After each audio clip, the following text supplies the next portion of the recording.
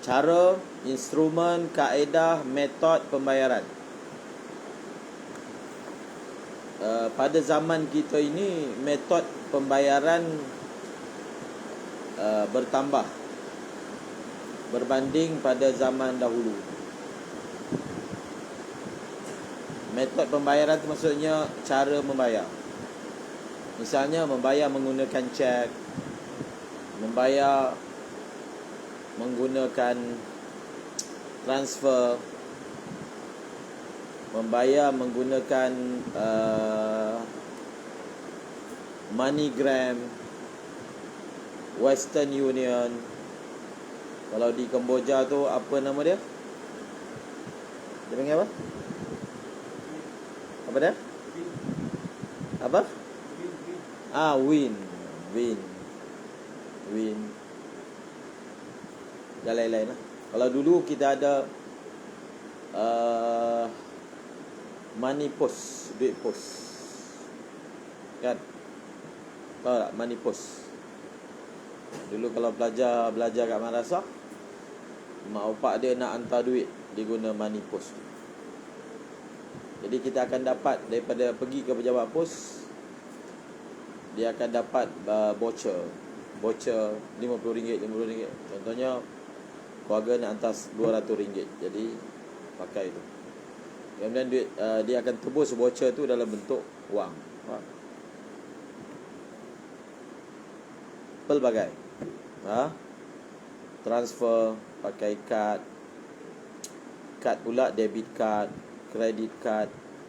Itu yang dimaksudkan kepelbagaian metod pembayaran. Sekarang ni oleh kerana salam ni, dia punya kaedah pembayaran dia mesti tunai. Maka sebarang bentuk pembayaran yang bersifat bukan tunai, maka tidak boleh. Contohnya pembayaran menggunakan kad kredit ke, misalnya. Sebenarnya hakikatnya, apa itu kita akan bincang kemudian, dibawa satu surah, iaitu dia membayar menggunakan kaedah transfer tradisional, hawalah. Ini dipanggil hawalah. Ada bab khas kan, hawalah. Walau ahalal muslimu bihi wa qabadahu al-muhal wa huwa al-muslim ilai fil majlis fala. Faham? Jadi hawalah, dia bayar guna kaedah hawalah. Hawalah macam mana? Hawalah ni kan 3 orang. Kita ada muhil, muhtal dengan muhal alaih.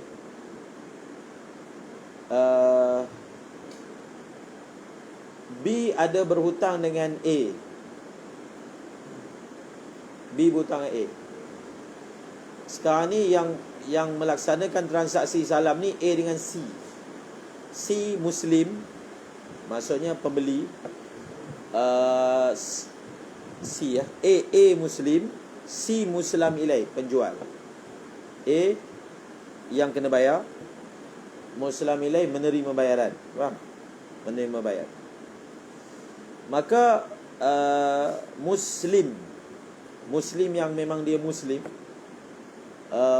menggunakan kaedah berikut. Dia kata kepada B, hutang kamu yang kamu sepatutnya bayar pada aku, bayar pada C. Itu dia panggil hawalah kan. Hawalah ni pindah hutang. Dan A ada hutang ataupun ada keperluan membayar kepada C dalam kes salam, dia kena bayar. Maka dia transfer, dia buat akad hawalah tu dalam majlis tu. Kalau dia buat luar majlis lagi tak sah. Ini cerita dalam majlis, dan B tu bayar on the spot. Setelah dia bersetuju bahawasanya dia akan membayar kepada C hutang yang sepatutnya dibayar kepada A, kerana A telah transferkan, telah pindahkan, alihkan hutang itu kepada C. Faham tak? Dan qabat itu berlaku dalam majlis, muhal alaih, tidak sah. Kalau kita tengok sekali imbas, kenapa tidak sah? bukankah bayaran itu diterima dalam majlis? Dalam majlis terima. Apa beza dia? Apa beza dia kalau si A bayar direct dengan si A bayar menggunakan kaedah hawalah? Hawalah tu maksudnya pihak ketiga bayar. Tapi bayaran itu memang sepatutnya dia bayar kepada A, tapi tidak sah. Kalau tengok elak dia dalam kitab, fala yajuzu dhalika lima sayati wa huwa anna al-muqbidha fihi yuqbidu an ghairi jihati salami fala yasihal aqdu. Sekarang ni siapa yang muqbid? Siapa yang bagi duit tu? B. Faham? Betul tak? B bagi kan? B itu bagi atas dasar akad hawalah, bukan akad salam. Dia tak ada kaitan, akad salam dia tak ada kaitan. Bukan dia yang nak beli, dia punya pemiutang yang nak beli. So dia hanya melunaskan hutang dia dengan, daripada dia bayar kepada pemberi hutang sebenar, dia bayar kepada orang yang mana pemberi hutang dia ada berhutang dengan dia, iaitu C. Dia sebenarnya tak ada hutang lah, dia perlu membayar pada ketika itu. Faham? Dalam majlis, bukan dia kata okey, B, hutang yang kau kena bayar pada aku nanti bayar pada C ya. Okey, B kata okey. Kemudian dia bayar selepas itu. Okey, nantilah esok aku bayar. Itu memang jelas tak sah, sebab duit itu tak bayar dalam majlis kan. Yang ini dibayar dalam majlis, cuma jihah tu muhal alai, ataupun pembayar itu dia bukan membayar atas dasar salam, dia bayar atas dasar hutang yang dia perlu lunaskan. Tak boleh. Jadi sebenarnya cara dia simple je. B, dia kan ada duit cash, dia memang nak bayar dalam majlis kan. Dia bagi duit tu pada A bayar pada C. Oh, betul tak? B memang dia akan bayar dalam majlis, dia mampu bayar sekarang. Maka B dia bagi kepada A, dan A dapat duit, bayar atas nama salam. Faham? Atas nama Rasul Mal. Selesai masalah. Dia bagi contoh je. Faham? Kalau berlaku macam ni tak sah. Okey. Masalah kedua, masih lagi ada kaitan dengan Rasul Mal. Jadi isu Rasul Mal ni, macam contoh kan,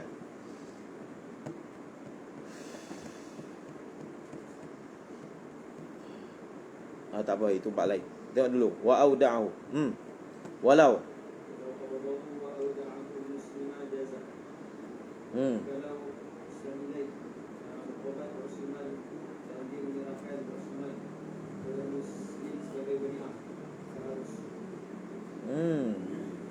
Wa auda'ahu al-muslimah fil majlisi jazah.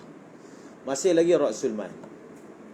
Dia Rasul Mal ni, payment untuk salam ini, tadi kita dah sebut manfaat dia rolling. Faham?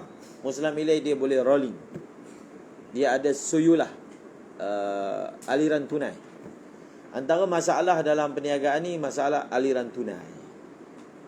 Duit cash kurang. Faham? Jadi bila berlaku isu-isu dalam perniagaan, dia tak ada cash, dia boleh stuck dia punya perniagaan ni. Barang ada apa semua, tapi tak ada tunai, tak cukup. Jadi suyulah kurang. Jadi dia bawa satu surah, Muslim bayar payment kepada Muslim ilaih, bayar payment. Walau qabadahu Muslim ilaih, Muslim dah dapat. Kemudian Muslim ilaih tu dia serah kepada Muslim yang bayar payment tu. Okey, aku dah terima duit ni, kau simpan duit ni. Aku amanahkan kepada engkau untuk simpan duit ini. Maksudnya dikembalikan kepada Muslim semula. Tetapi Muslim ambil itu bukan atas dasar duit dia dipulangkan balik, tak. Sebab bila dia dah bayar kepada Muslim ilaih, itu bukan duit dia dah, itu adalah duit Muslim ilaih. Maka bila Muslim ilaih dah dapat duit itu terpulang pada dia, dia nak buat macam mana duit itu? Faham? Yang pasti nanti pada mahil, iaitu pada waktu yang sepatutnya diserah barang, diserah. dia nak dapatkan barang tu pakai duit payment tu ke, atau dia pakai duit lain ke, itu terpulang kepada dia. Sekarang duit tu dia punya. Faham? Maka sekarang ni duit itu dia serah balik kepada Muslim, tapi atas nama akad wadiah. Maksudnya Muslim boleh simpan duit tu. Boleh tak buat macam tu?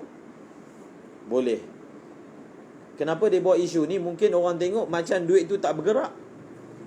Bergeraklah, pindah kepada Muslim ilaih, macam masuk balik ke tangan Muslim. Tetapi sebenarnya surah ini sudah sempurna padanya syarat yang diperlukan, iaitu penyerahan payment dibuat dalam majlis. Jadi penyerahan payment tu dah berlaku ke belum? Dah berlaku, habis, selesai. Khalas. Itu yang dipatah balik kepada Muslim, itu dah jihad lain. Muslim menerima itu bukan atas nama duit dia, itu duit orang. Walaupun itulah ain duit yang dibayarkan, sebab bila dia qabad sudah menjadi milik, maksudnya sudah menjadi hak Muslim dia. Faham tak? Itu pula. Wa yajhuzu. Itu yang dibincangkan. Duit yang masuk ni, macam deposit kan, ataupun dipanggil arbun kan, ataupun apa satu lagi saya sebut, hamis jiddiyah kan, ataupun dalam bahasa Inggeris je earning money. Hari tu kita ada bincangkan soalan.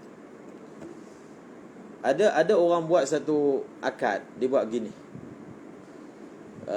Dia open order untuk korban ni berapa bulan lagi kan. Tapi open order dah buat sekarang. Untuk menggalakkan orang supaya buat korban, maka dilancarkan pembayaran secara ansuran. Faham? Maknanya pelanggan yang berminat, contohnya berapa satu bahagian, 700, dah boleh bayar sekarang. Bayar sebulan 50 sampai pada tarikhnya, maka jumlah yang sebenarnya sudah terkumpul. Dengan cara itu, dari satu sudut memudahkanlah pelanggan dan menguntungkan penjual. Dia ada duit awal. Faham? Dia dapat duit awal. Sama juga orang ada buat sekarang ni kutu emas. Faham? Tahu kutu emas? Main kutu sama je, cuma ujungnya dapat emas. Contohnya 10 orang peserta, satu kepala RM100. Emas jadi kali dengan 10, 1,000. Jadi bila 10 orang, maknanya 10 bulan lah. Setiap bulan, setiap orang ada giliran dia akan dapat emas. Macam-macam lah orang buat kutu MW ada, nak beli barang kan, mahal. Jadi dia macam satu bentuk ta'awun, faham? Untuk beli. Ada juga kutu emas dia panggil. Tak apalah tu, masalah kutu emas tu, itu bab lain. Sekarang ni yang pembayaran ni, yang buat korban ni, lambat lagi, berapa bulan lagi. Tapi duit dah bayar sekarang. Jadi apa nama tu duit bayar sekarang tu? Duit tu duit apa tu? Kalau salam tak boleh bayar ansuran. Faham? Salam dia tak boleh bayar ansuran, dia kena bayar terus. Nak buat akad jual tak boleh, sebab syarikat itu tidak memiliki kambing. Dia tak ada kambing, dia tak ada. Faham? Tak ada. Kita sebut tadi kan, dia ada orang ketiga, dia pun akan beli pula. Maksudnya akad yang paling munasib adalah salam. Jadi orang dah mula bayar. Yang boleh kita buat tu, pembayaran itu adalah sekadar, maknanya setiap bulan customer tu dia macam simpan. Sebab sebenarnya yang kita collect tu dia simpan lah. Kita tolong simpan duit dia. Simpan sendiri takut habis kan. Jadi syarikat tu simpankan 50, simpan sampai dah matang, maksudnya dah cukup, barulah dibuat akad untuk salam contohnya. Itu solusi lah, faham? Solusi. Jadi dia collect awal tu bukan collect duit payment, Sebab kalau collect duit payment, maksudnya akad telah berlaku, sedangkan tidak apa, akad tak boleh buat dalam bentuk seperti ini.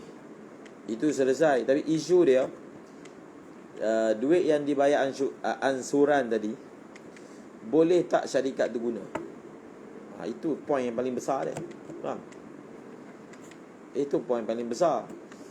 Iaitu bila syarikat tu dia collect kan. Contohnya 100 orang yang menabung seperti itu sebanyak RM50 setiap bulan. Berapa? 50 kali 100 berapa?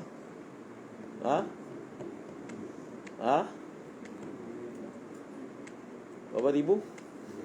5,000. Contoh kan. Bahkan boleh lebih lagi. Macam sebuah syarikat tu, dengan bisnes macam ni je, kita boleh dapat sampai 1,000 ekor kambing untuk korban. 1,000 ekor. Wah, banyak. Kalau satu ekor tu untung RM50 kan, RM50 je untung. Berapa? Satu ekor kambing untung RM50. Kalau kita dapat 1,000 orang yang sertai, 1,000 orang ke 1,000 ekor ke, untung berapa? RM50,000. Faham? RM50,000 kan? Contoh dia lah. Okey. Soalan dia boleh guna ke duit tu? Kalau kita dah sebut tadi kan, duit tu dia hanya ambil sebagai simpan, dia bukan belum lagi apa-apa akad berlaku, sepatutnya tak boleh guna. Sepatutnya dia tak boleh guna. Jadi itu yang jadi tak seronok. Sebab kalau dia boleh guna, dia boleh rolling pula. Duit tu dia campak. Bukan dia campak lah, dia labur pada bisnes lain pula. Ini sementara nak tunggu bulan apa? Nak tunggu bulan ni, bulan raya ni, raya korban, duit tu boleh guna buat bisnes lain pula kan. Bisnes ni jual dadah ke jual. Sampai waktu duit ada lagi, dia kira lah. Jadi dapat duit awal. Sepatutnya tak boleh guna. Okey. Seterusnya,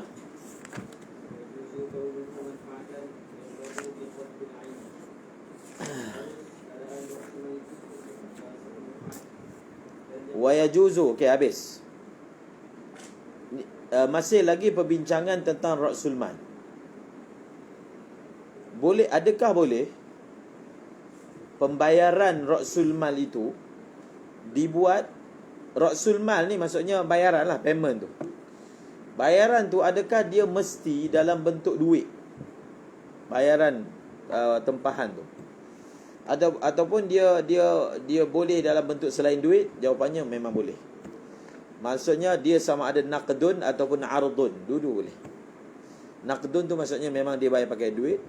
Ardun dia bayar pakai barang. Yang kita dah sebut kan, muqayadah, iaitu sistem barter, barang tukar barang. Faham? Yang memang diamalkan. Boleh. Tapi di dalam matan ni dia bukan dia nak terang barang. Barang memang boleh. Barang tu tak semestinya duit. Dia boleh dalam bentuk barang. Kita ni kilang, kita tempah daripada kilang juga. Maka kita buat pembayaran tu dalam bentuk barang. Kita punya produk, kita jadikan dia sebagai bayaran kepada produk yang kita nak daripada kilang tu pula. Kilang tu pun nak produk kita. So tukar macam tu je. Dia bagi produk dia, kita bagi produk kita. Kiralah macam mana nilai dia, berapa sepatutnya kuantiti, itu kira. Boleh. Itu bukan yang dibincangkan di sini. Yang dibincangkan di sini bayaran dalam bentuk manfaat, servis, perkhidmatan. Tengok contoh. Aslamtu ilaika manfa'ata hadhihi dari syahran fi kadha. Dia membuat tempahan kepada seseorang ke sesebuah syarikat ke untuk mendapatkan kuantiti tertentu daripada barang. Bayaran dia apa? Bayaran dia servis. Faham? Servis. Jadi bila boleh akad macam ni, dia akan lebih mengembangkan cara akad. Tak semestinya duit. Kita juga boleh bayar pakai servis. Faham tak? Contohnya, dia nak buat pembelian daripada sebuah syarikat. Bayaran untuk syarikat tu adalah apa? Adalah penggunaan dia punya store, warehouse selama 6 bulan. So kami membuat tempahan bayaran sekian dan membuat tempahan barang. So payment dia adalah memberi kepada Muslim Ilaih, syarikat itu menggunakan kami punya misalnya property lah, asset dalam tempoh 6 bulan. Faham? Dia punya bayaran dia bagi syarikat tu untuk guna, bukan bagilah, memang itu dia punya bayaran dia, mengguna mereka punya lori contohnya. Ada 10 biji, guna selama setahun. Jadi dia punya bayaran dia apa? Mengguna lori tu. Boleh? Benda tu boleh deal. Faham tak? Sebab setengah syarikat, dia memang tengah cari lori sewa kan. So dengan cara macam ni, so dia boleh dapatkan lori itu. Dia bukan sewa lah, atas nama bayaran daripada pihak penempah kepada mereka, yang mereka perlu menyediakan barang kepada mereka. Boleh. Jadi kalau boleh begini, sebab ada mazhab Hanafi tak boleh. Mazhab Hanafi, pembayaran dalam bentuk manfaat tak boleh. Dalam salam ni, bayaran dia mesti barang. Dia tak boleh manfaat. Manfaat ni maksudnya servis, perkhidmatan. Semalam ada satu soalan. Tapi soalan ni tak ada kaitan dengan salam. Kita bagi contoh je benda yang berlaku. Masalah servis. Kita panggil orang datang servis rumah kita. Syarikat lah. Dia macam syarikat kan, bagi contohnya syarikat anak-anak ke, syarikat sekarang ni ada syarikat kemas rumah. Ada. Malas sangat kemas rumah sendiri kan, panggil syarikat. Mungkin syarikat dia lebih sikit, dia bagi wangi ke, dia polish mozaik ke, adalah dia punya servis dia. Ada syarikat kemas rumah. Rumah besar lah, rumah kecil tak payah belum pergi syarikat. Rumah besar, potong rumput, bersihkan kolam, tukar air dia contohnya kan, masukkan klorin, macam-macam lah, adalah servis dia. Jadi dia ada beberapa task dia, contohnya ada beberapa bentuk pekerjaan lah. Maksud dia punya package dia akan buat beberapa apa pekerjaan, dia cat rumah ke apa, tak tahulah.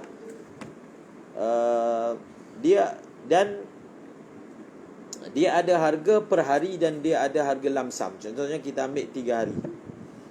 3 hari dia harga lain. Kalau ambil 1 hari harga lain. Biasanya 3 hari, kalau ambil straight 3 hari lagi murah daripada ambil 1 hari je, betul tak? Biasanya macam tu. Betul tak? Betul tak? Kalau kita ambil 3 hari terus lamsam, lebih murah daripada kalau kita ambil sehari je. Biasanya tawaran dia macam tu kan. Contohnya orang sewa kereta. Sewa kereta daripada Aswad contohnya. Aswad Karkun lah, Aswad. Kita ada orang sewa sebuah kereta sebulan terus. Contohnya sewa BMW sebulan RM9,000. Contoh kan. Kalau kita sewa per hari, lain harga dia. Kalau Velfire mungkin RM600. Faham? 300, 600. Sekarang mungkin murah lah. Sekarang tak bagus. Tapi kalau dia contohnya dia sewa per hari RM300. 300 kali 10 3,000. Kali berapa? Kali 30 RM9,000 kan. Tapi kalau dia sewa Velfire tu sebulan, bayar RM6,000 je. Faham? Kalau ikut per hari sepatutnya RM9,000.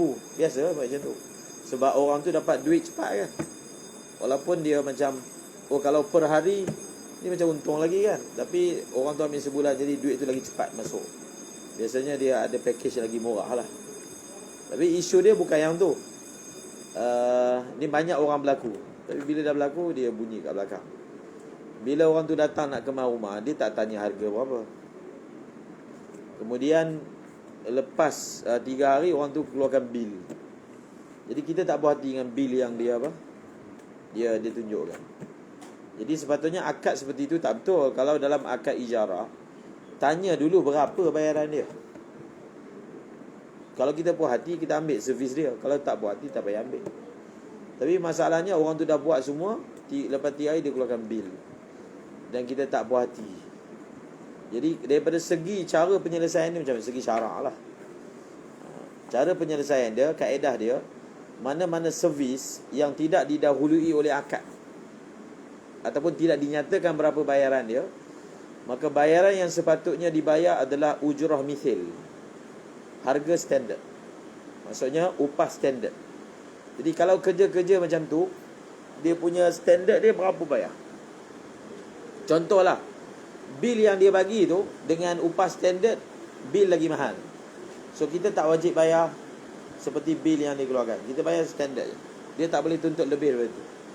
Sebab kaedah dia, bila ujrah tu fasidah, dia akan jadi ijarah tu fasidah. Bila ijarah fasidah, dia akan kena bayar juga, tapi ujrah mithil. Ujrah mithil kan. Tapi kalau bil yang dia keluarkan sebenarnya lagi murah daripada ujrah mithil, kita kena bayar lebih mahal daripada bil. Tapi biasanya yang orang tak buat itu sebab bil tu mahal lah. Faham? Dia bayar sekadar tu je. Tapi orang yang bertanya tu kata, tapi saya dah bayar dah, tapi hati geram. Geram. Dia apa soalan dia? Hati geram dah stop, dah bayar. Apa soalan dia? Dia kata, boleh tak saya tuntut di akhirat? Amboi.